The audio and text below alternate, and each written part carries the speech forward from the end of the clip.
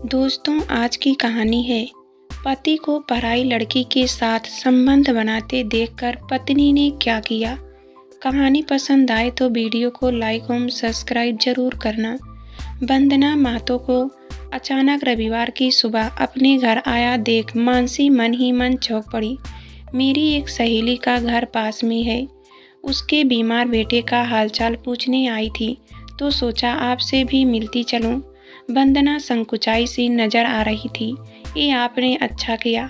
मानसी ने अपने मन में बेचैनी को अपनी आवाज में छलकने नहीं दिया। तुम्हारे राजू सर को तो पता ही नहीं है कि मैं यहाँ आई हूँ। वंदना के होठों पर छोटी सी मुस्कान उभरी। तो अब फोन करके बता दीजिए। नहीं, अगर संभव हो तो मैं चाहूँगी कि तुम भी हमारी इस मुलाकात की चर्चा उनसे ना करो। तुम ऐसा क्यों चाहती हो? मानसी उसके चेहरे को बड़े ध्यान से पढ़ रही थी।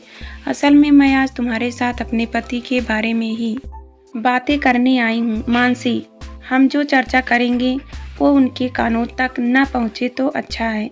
वंदना कुछ शर्मिंदा सी दिखने लगी। मेरी तो समझ में नहीं आ रहा है कि राजीव सर के बारे में आप ऐसी कौन सी गोपनीय बात की चर्चा मुझसे करना चाहती हैं। तुम्हारे इस सवाल का जवाब मैं कुछ देर के बाद देती हूँ। मानसी, फिलहाल तो मैं राजीव में आ रहे कुछ बदलावों को लेकर बहुत चिंतित हूँ। मैं कुछ समझी नहीं मैडम। वो बहुत चिड़चिड़े और गुस्सैले हो गए हैं। मानसी, खासकर मेरे ऊपर तो बिना बात के चिल्लाते हैं।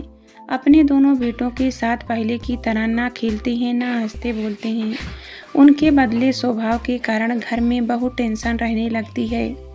वंदना का अपना दुख दर्द बयान करते हुए गला भर आया। लेकिन हम लोगों ने आपस में तो ऐसा कोई बदलाव सर के अंदर नहीं देखा है। मुझे पता था कि तुम्हारी ऐसी ही जवाब होगा, लेकिन मैं सच बोल रही हूँ। वंदना कुछ और ज़्यादा उदास नजर आने लगी। देखो, मैं ना ऑफिस जाती हूँ और ना किट्टी पार्टी में। मुझे अपनी घर गृहस्थी को ढंग से चलाने में सारी खुशियाँ, सारा सुख मिल जाता है। हम लोग साधारण घरों से आते हैं जहां औरतों को बुरी तरह दबा कर रखा जाता है। मेरे पति जैसे पढ़ने में तेज लोग कम ही होते हैं और उन्होंने मुझे इसलिए चुना था कि मैं भी कुछ पढ़ चुका हूँ। मैंने पूरे तन मन से उनकी सेवा की। अब राजू खुश नहीं रहते हैं तो मेरा मन बहुत दुखता है।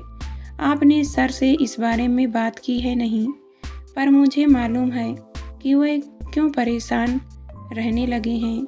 अगर आपको उनकी परेशानी का कारण समझ आ गया है तो उस कारण को ठीक कर लीजिए। मैं इसलिए तो तुम्हारे पास आई हूँ। मैं कुछ समझी नहीं मैडम।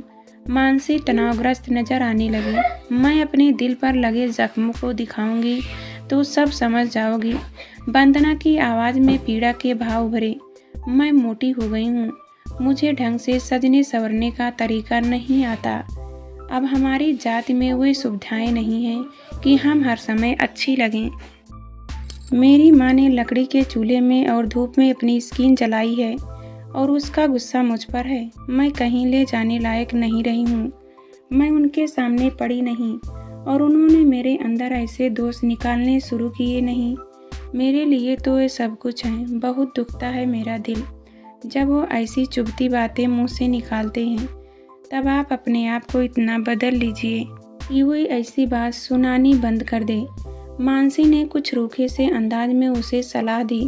इस दिशा में मैंने कुछ शुरुआत तो कर दी है। मानसी, रोज सुबह शाम घूमने जाती हूँ। उनके ऑफिस से घर आने से पहले ढंग से तैयार हो जाती हूँ। लेकिन क्या मैडम? लेकिन मुझे नहीं लगता कि इतना कुछ करने से मेरी समस्या का अंत हो जाएगा। वंदना मायूस हो उठी। उन्हें परेशान देखकर मैं खून के आंसू बहाती हूँ। अगर मैं उन्हें सारी खुशियाँ और सुख नहीं दे पाई तो लानत है मुझ पर। मैडम, आप प्लीज आंसू मत बहाइए। मेरे आंसुओं को बहने से तुम रुका सकती हो। मानसी, मैं वो कैसे? मानसी तनाव से भर उठी। अब अभिनय मत करो प्लीज। वंदना ने उसके सामने हाथ जोड़ दिए। मैंने जरा सी छानबीन की तो ऑफिस के कई लोगों ने मुझे बताया कि मेरे पति और तुम एक दूसरे के बहुत करीब आए हुए हो। उनके अंदर आए इस बदलाव की असली वजह तुम हो। ये गलत आरोप है मैडम। आपको लोगों ने गलत जानकारी दी है। मुझे मूर्ख मत समझो। मानसी और झूठे बोलने के बजाय मेरे दिल के दुख दर्द को समझने की कोशिश करो। वंदना के झटके से खड़े होकर आवेश भरी ऊंची आवाज़ में उसे टोका। वो चिड़चिड़े और गुस्सैले हो गए हैं और मैं उनकी आंखों में चुभने लगी हूँ, तो इसका कारण तुम हो। वो मन ही मन तुमसे मेरी तुलना करते हैं। अब तुम ही बताओ कि 2 बच्चों की माँ का एक कुंवारी लड़की के साथ क्या मुलाकात हो सकता है।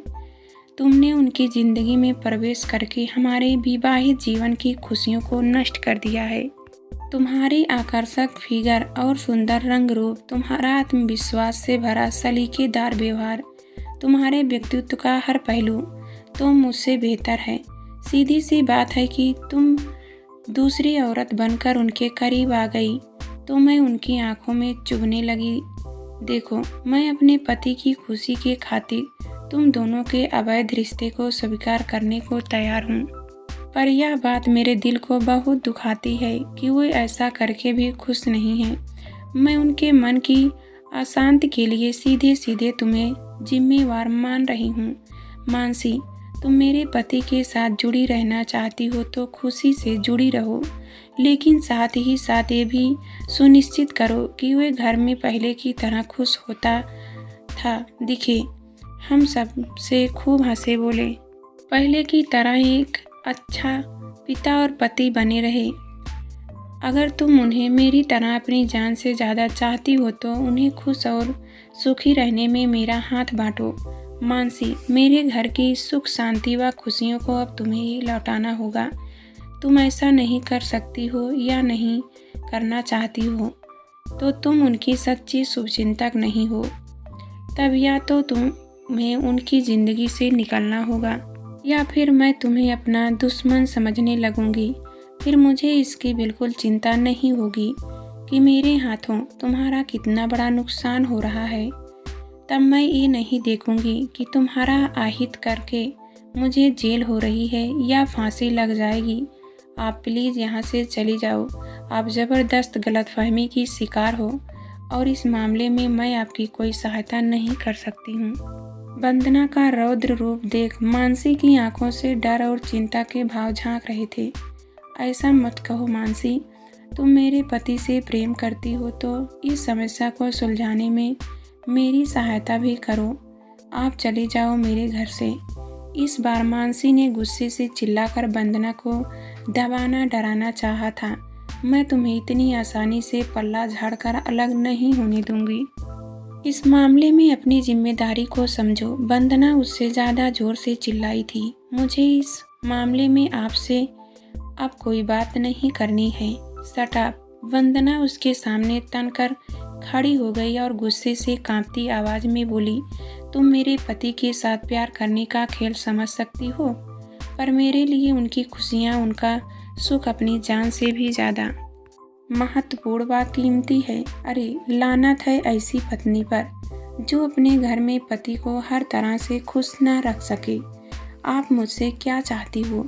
वंदना की आंखों से झांक रहे अजीब से पागलपन के भाव ने मानसी को बहुत बुरी तरह से डरा दिया था।